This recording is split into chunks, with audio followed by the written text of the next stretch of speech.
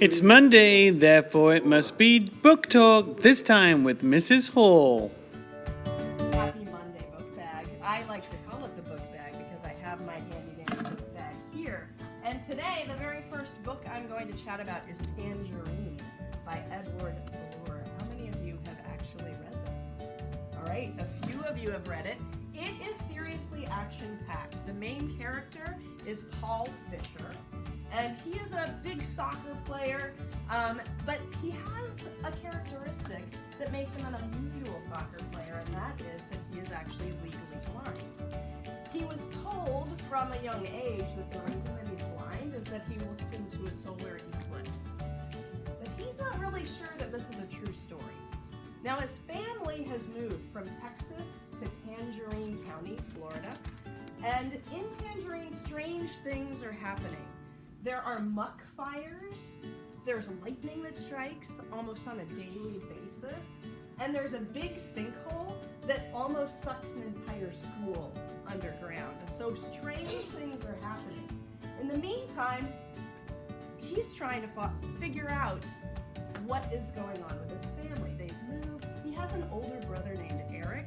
Eric has a dream of basically being an NFL football player, and his parents are totally supportive of that goal. But Eric is a troubled guy, and he gets into some trouble. And perhaps he has something to do with the fact that Paul is legally blind. It's really a page turner. There are a lot of subplots that are woven throughout the story. There are even 2 deaths in this story. So if you want to find out what happens, I suggest you try Tangerine by Edward Blore. Also, I just wanted to show you, if you're ever wondering, is this book right for me? A place that you could look is Common Sense Media. And Common Sense Media will give you an age limit for how old should you be to read this book. It'll give you a star rating. It'll tell you what parents need to know about the content of the book, and it'll often give a little summary too. So if you want to check out Common Sense Media to figure out if a book is right for you. How many of you have heard of Steve Shankin? How many of you saw him when he came here last year? How many of you have read one of his books? Okay, anybody read Notorious Benedict Arnold? Awesome, fantastic. Anybody read Port Chicago 50? Okay, fantastic. How about Most Dangerous? It's another one of his. Okay, fantastic. So he likes to write about American history, but he does it in a really engaging way. He tells history in a way that makes it feel like a thriller. So Benedict Arnold, back during the American Revolution, was actually a war hero. But he was a troubled war hero. And he actually started to get angry at people like George Washington because he felt like, hey, I'm contributing a lot to the Americans' effort to win the American Revolution, but I'm not getting recognized the way I should. And I'm actually starting to get angry that people aren't patting me on the back more. And he becomes so angry that he ends up turning on his own people, and he secretly starts to fight for the British. So he was an amazing war hero, and he turned into a traitor. And now, if you call somebody a Benedict Arnold, which sometimes that you hear that in the US, that is not a good thing. So if you're interested in learning more about what upset Benedict Arnold and what happened when he turned to fight for the British, then I suggest that you read Notorious Benedict Arnold. I have to tell you that when I first read this, it was summer vacation. I was sitting out on my parents' deck, stretched out on a couch out there, and I read this from cover to cover in under 24 hours. Why? Not because it's boring history, but because it really does read like a thriller, and you can't put it down. So I highly recommend. So Quiet Power. Quiet actually is an adult book about, and the subtitle of it is The Power of Introverts in a World That Won't Stop Talking.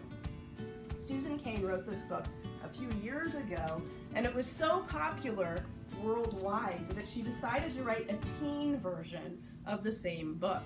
And that's Quiet Power, and it just came out this summer. And I want to just to get you kind of into the mood of the book, I'm going to read a few statements. She has statements listed, and you are supposed to check off if you agree with the statement, then just remember that you agree with it. And however many you agree with, the more you agree with, the more likely you are to be an introvert. I'm not going to read them all, but just to get you into the mindset, just stop and think. You don't have to raise your hand. I prefer spending time with one or two friends instead of a group. Stop and think. Does that sound like you? I enjoy being alone. My friends tell me I'm a good listener. I avoid conflicts. I don't like being called on in class. I don't mind big independent projects at school. I'm not usually a big risk taker. So if you felt like you were answering yes to a number of those statements, then you might be an introvert, and you're not alone. There are actually 30 to 50% of the population is considered introverted.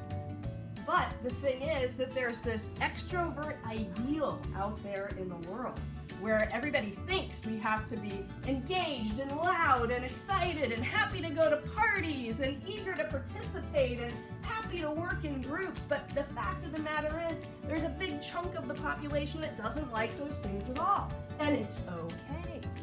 So Susan Cain gives you a series of tips for how to deal with being an introvert in a world that's really designed for extroverts.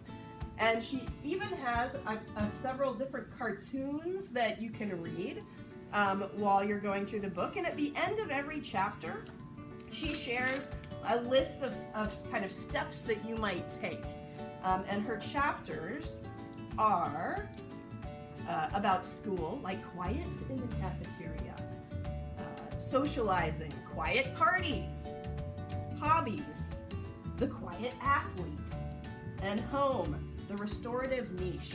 She talks a lot about how people introverts in particular, need a place that they can retreat to, where they can kind of ground themselves and gain their energy back, because their energy is depleted when they're around a lot of people. Okay, so if that sounds interesting to you, maybe you're an introvert, maybe you have a friend who's an introvert or a family member, I highly recommend checking out Quiet Power. Who's read it? It's the latest and greatest Harry Potter and the Cursed Child. So what makes this one interesting is J.K. Rowling actually didn't write this one alone.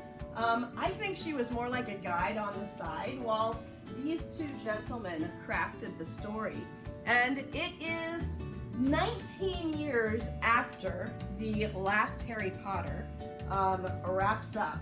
And now, of course, Harry Potter is grown. Hermione Granger is grown. All of these characters that we've come to love, Ron Weasley, they're all in the story, but they're no longer the main characters. Now, the main characters are their children.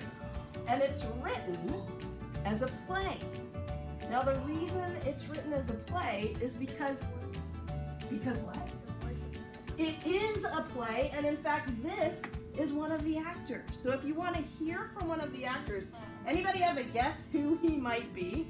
Just by looking at him? What are you thinking? I think he's Draco Malfoy's son. That's exactly right. That is Draco Malfoy's son, and it's Scorpius.